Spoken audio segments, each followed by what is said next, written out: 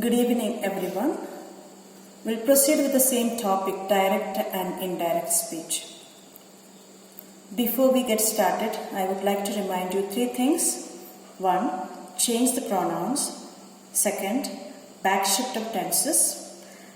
3. Change the time and place expressions. These three things we have to keep in mind. Well, let's go on with rule number 2. G. Shall is changed into should. Will is changed into would. May is changed into might. Can is changed into could. Suppose a reported speech has should, would, might or could. They do not get changed. They remain the same. Alright, I have an example here for you. He said, it may rain in the evening. So we have seen the reporting verb in past tense, said. I have highlighted over here. And here, when I changed it, converted it into indirect speech, the answer is, he said that it might rain in the evening. If the reporting verb is in past tense, the tenses of the verb in the reported speech will also change into past tense. That's our rule. And the second example is for you to solve. The teacher said the boys will stay back. Alright, let's move on to the next rule.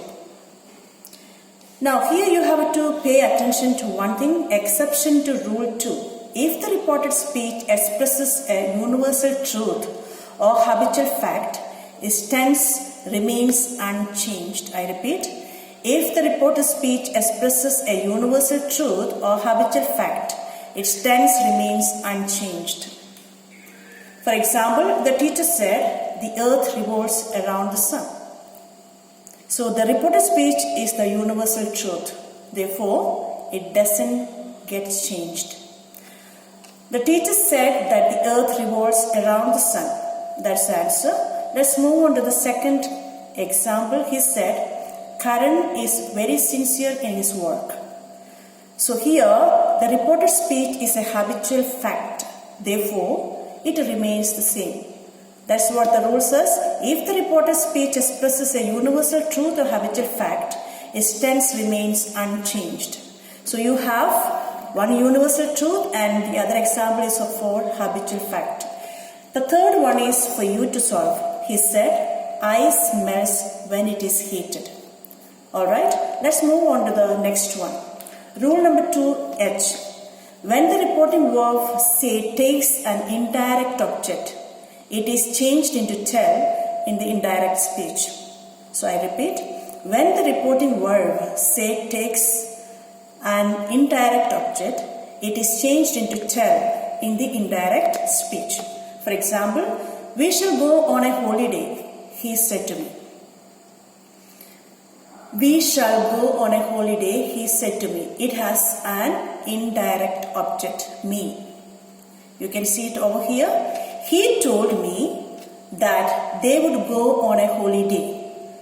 So the rule says when the reporting verb say takes an indirect object, here you have me as an indirect object. So said is changed into told. He told me that they would go on a holiday.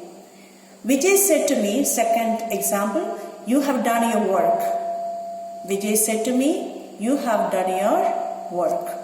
Again, the reporting verb has an object, indirect object. Therefore, you need to change according to the rule. Okay, let's move on to the next one. Rule 3, rules for the change of pronouns. Pronouns and possessive adjectives of the first person are changed into pronouns and possessive adjectives of the same person as after the subject of the reporting verb. Pronouns and possessive adjectives of the first person are changed into pronouns and possessive adjectives of the same person as that of the subject of the reporting verb. For the example, I said, I have done my work. So I, as you know, it is first person singular. Again, in the reported speech you have I, first person, and possessive adjective my as first person. So the second one, you said I have done my work. He said, I have done my work. Okay, let's move on to this. All the three examples, if you could solve by yourself, well and good. You try to solve it. Next, we'll move on to the next rule.